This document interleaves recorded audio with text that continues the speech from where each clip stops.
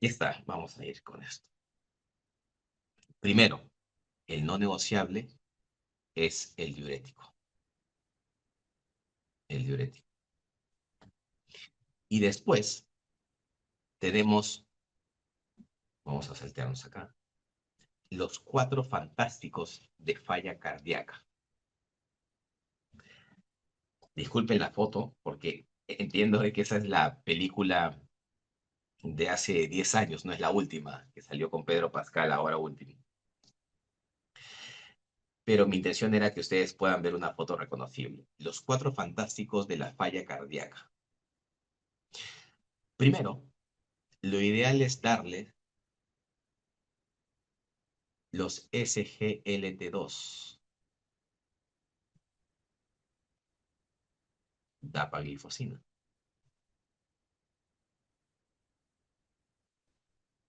Luego, se ha visto un impacto en la morbimortalidad, dándole algo que se llama los antagonistas ARNI, junto con los ARA, y eso se llama sacubitril, valsartán. Y agregando un antagonista de los mineralocorticoides, espironolactona. Miren que tenemos 1, 2, 3, 4. Y a esto se le agrega la furosemida. Ahora, estas son las opciones de tratamiento. Uno debe de ver si le da 1 con 2, 1 con 2 con 3, 1 con 2 con 3 o con 4.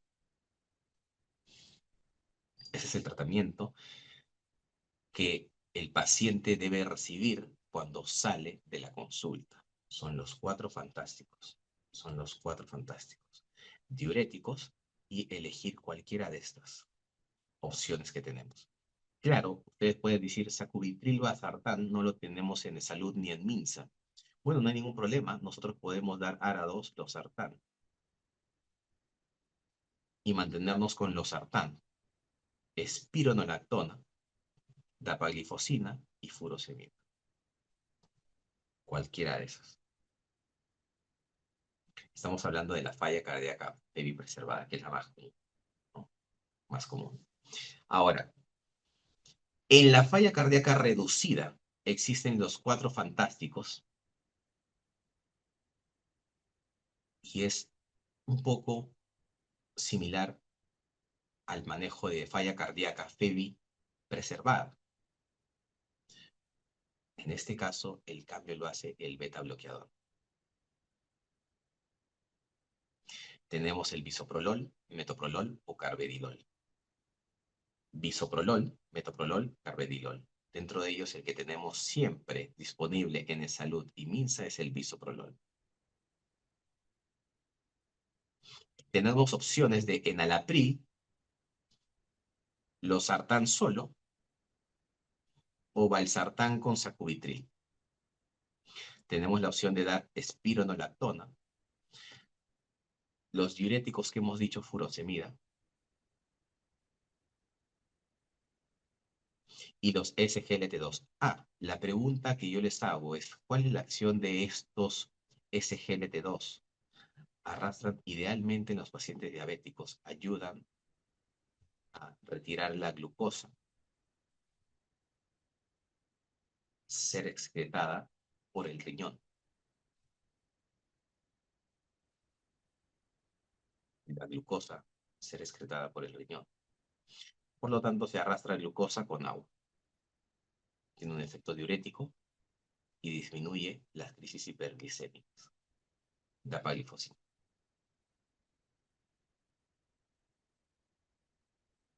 Ahora, sabemos que dentro del espectro para el tratamiento de la falla cardíaca tenemos los diuréticos, furo, espironolactona, tenemos los beta bloqueadores y los ARA2, como el losartán, sacubitril valsartán o los YECA, ARA más ARNI.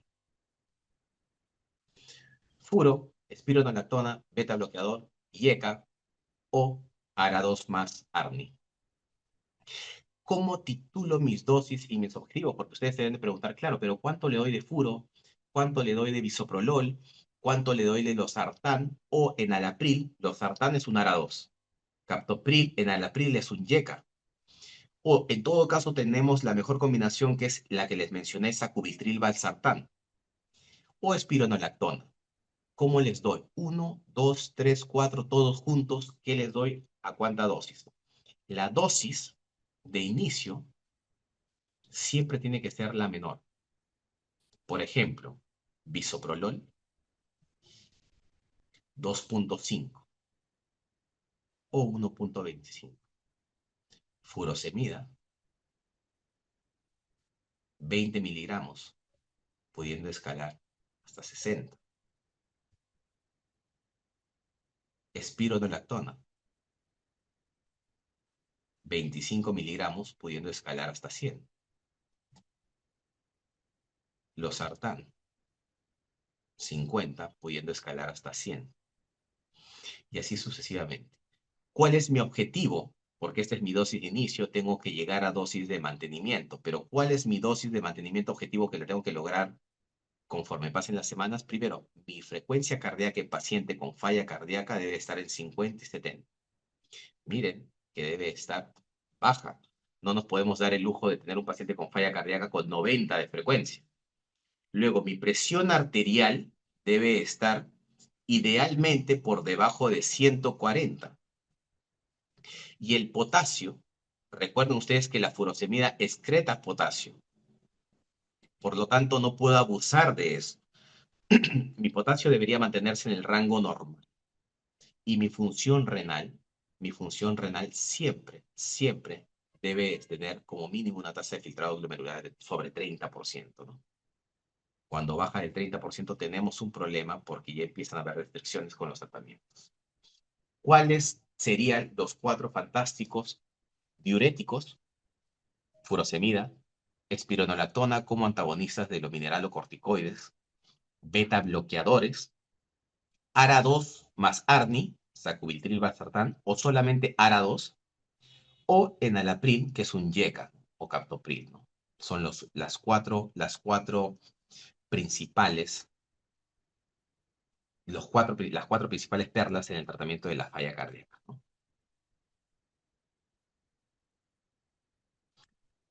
Esto no es muy necesario saberla. En realidad tenemos terapias avanzadas con dispositivos. Miren ustedes, acá tenemos un desfibrilador. Cuando tenemos fallas cardíacas dilatadas, con bloqueos de rama, con alteraciones y trastornos de la conducción. Listo. Creo que me quedo con esta diapositiva, que es la más importante de lo visto hasta el momento. ¿Qué doy? ¿A qué dosis? ¿Y cuál es mi objetivo? ¿Qué quiero lograr? Presión menor, idealmente menor de 140. Frecuencia, mantenerla 50-70. Su pregunta será esto. ¿La frecuencia con qué la logro mantener baja? Con el bisoprolol, con el beta bloqueador. ¿La presión arterial con qué la puedo mantener baja? Con losartán. O lo que dijimos, valsartán más sacubitril. O, si no tenemos ninguna de esas opciones, nos vamos a las viejas confiables, enalapril, captopril. Mi potasio debe estar en 3.5 o 4.5. Esto me permite titular la dosis de furo con espironolactona.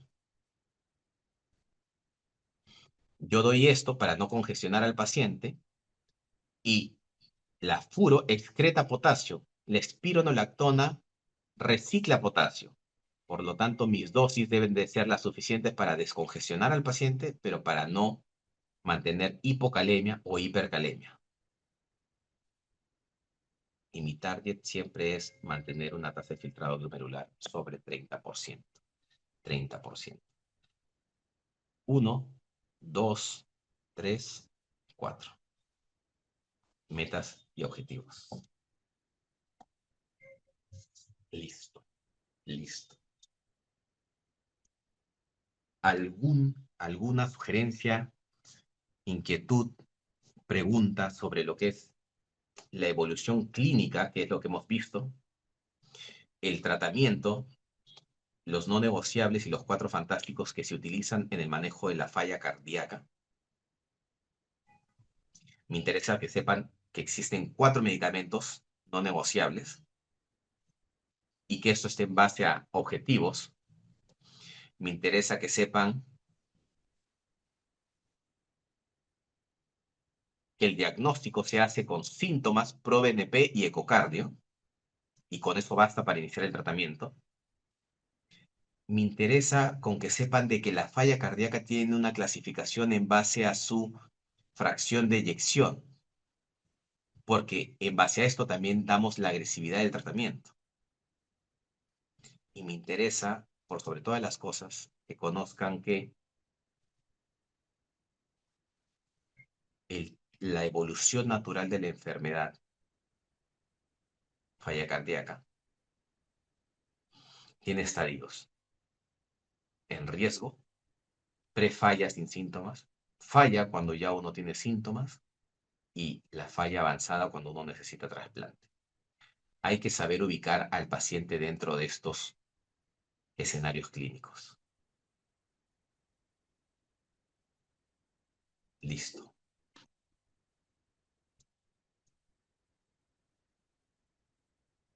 Abrimos el micro, señorita Jocelyn, para poder tener preguntas o el chat.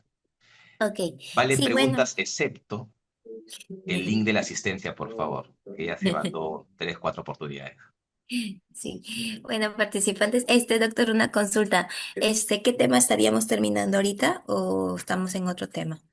Estamos casualmente todavía dentro de los tres, ¿no? No, Insuficiencia todavía cardíaca. no los tengo, pero ¿cuál fue el primero ¿Cuál, de la disculpa? Serena? Para ver si Insuficiencia podemos cardíaca. hablar un poco de la Lo que pasada. hemos querido hacer Yo es, creía que no, ahí se puede ver, porque ¿no? Sí. un día antes de Ajá. que no venga, me llamó y me La dijo parte Sí. del un día disconfort nosotros torácico al taller. Te comenté más o menos que no había mucha causado por el edema agudo de información que pulmón saque el número de dentro del casos escenario de una bajando. insuficiencia Me cardíaca dijo, ay, entonces me dijo para y coordinar su porque escenario de necesité. shock cardiogénico. Hemos visto el escenario clínico y el caso clínico de shock cardiogénico, insuficiencia cardíaca con edema agudo de pulmón, y ahora estamos en la parte teórica, en base a guías, de lo que es la insuficiencia cardíaca, ¿no?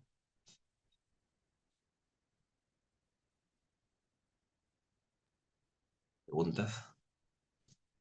Queridos participantes, pueden usar el chat de Zoom. Igual los micros los acabo de habilitar por si tienen alguna consulta. Levantan la manito también para que haya un orden. Vamos a esperar un ratito, doctor, para ver si es que hay alguna Claro que sí. consulta en el chat.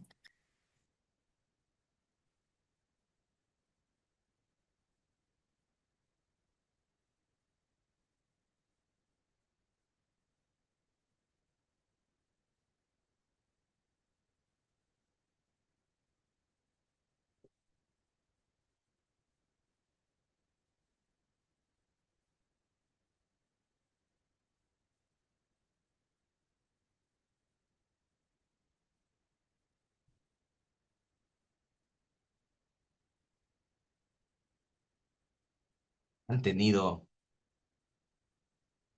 han tenido pacientes con disconfort torácico, disnea, diestrés? Por ahí me mencionaron que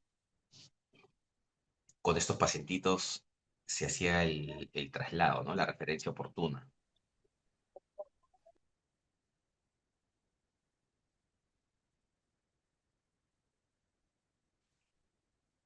No se peleen por participar, por favor. Veo que el chat revienta de mensajes, por favor, no sé. Doctor, doctor, buenos días. ¿Qué tal? Una consulta. Sí, buenos días. Por ejemplo, si uno traslada a un paciente con la presión arterial elevada, si bien es cierto, ya le han puesto una sublingual, puede ser un captopril, y lo está llevando a un hospital, es mejor llevar al paciente semisentado o sentado como para que la presión no le llegue al cerebro, la Tal presión, cual. claro, la fuerza de la presión y no haya una... ¿no? Ay, Sí, excelente, excelente pregunta. Primero, claro, trasladamos un paciente y gracias porque esos mitos son los que yo necesito para saber esclarecerlos. Vamos a desbloquear un mito. Cuando tenemos hipertensión, lo que antes se llamaba crisis hipertensiva, cuando tenemos lo que ahora se llama antes crisis hipertensiva, urgencia hipertensiva, hoy se llama hipertensión marcadamente elevada, asintomática. Ese paciente que viene con 210 de presión, 200, 190, más de 180. No está consignado dentro de ninguna guía el uso de captopril. Y recordar, yo sé que es una práctica porque soy consciente de eso, recordar que no tenemos disponibilidad del captopril sublingual. El captopril sublingual se descontinuó hace muchos años, hace de repente 20, 18 años. Y era por eso la medida que se utilizaba comúnmente para bajar la presión, darles un captopril sublingual. ¿Por qué? Porque uno, era el más inocuo. Dos, teníamos la presentación sublingual que era mucho más rápida que la digestiva. Pero eso fue nuevamente la idea de alguien. La idea de alguien que dijo, bueno, no tengo los recursos, tengo una pastilla sublingual y que es inocua, no quiero pecar por exceso, se la doy. Hoy por hoy, esa costumbre se ha vuelto una costumbre y una práctica médica que no está avalada por ninguna guía. Por lo tanto, si tenemos un paciente con hipertensión marcadamente elevada, lo ideal sería empezarle el tratamiento esquema 1 antihipertensivo, y eso es losartán nifedipino, sería enalapril hidroclorotiazida, puede ser captopril con nifedipino también, y vía oral, si el paciente está lúcido, orientado y tolerando, lo ideal es darle el primer esquema antihipertensivo, y eso lo tenemos con enalapril, hidroclorotiazida, captopril, hidroclorotiazida, captopril, nifedipino, losartán, nifedipino, etcétera, etcétera. No hay ninguna contraindicación en iniciar un tipo de tratamiento terapia dual. Es más, la terapia dual es la que está estipulada por las guías. La que no está estipulada es el captopril. Entonces, sí sería bueno que si tenemos un paciente con 200 de presión, 190, poder darnos, ¿no? Los sartán con nifedipino o los sartán solo con hidroclorotiazida. Hay muchas combinaciones. Entonces, comenzando por ese lado. Lo segundo es que sí, la posición del paciente repercute mucho en la hemodinamia. Un paciente semisentado ventila mejor. Un paciente semisentado satura mejor. Un paciente semisentado tiene menos riesgo de generar hipertensión endocraniana. Y eso es por la simple gravedad. Si ustedes se colocan en decúbito dorsal o con la cabeza hacia abajo, el retorno por gravedad venoso va a congestionar el cerebro. No digo que pueda generar en nosotros, que estamos en ausencia de patologías, no nos va a pasar nada porque nuestro cerebro se autorregula, pero en el paciente que está con una hipertensión marcadamente elevada, sí pudiesen haber repercusiones, ¿no? Pero sí, en respuesta a tu pregunta, sí, lo ideal sería colocarlo en una posición semisentado. Sí, totalmente, totalmente.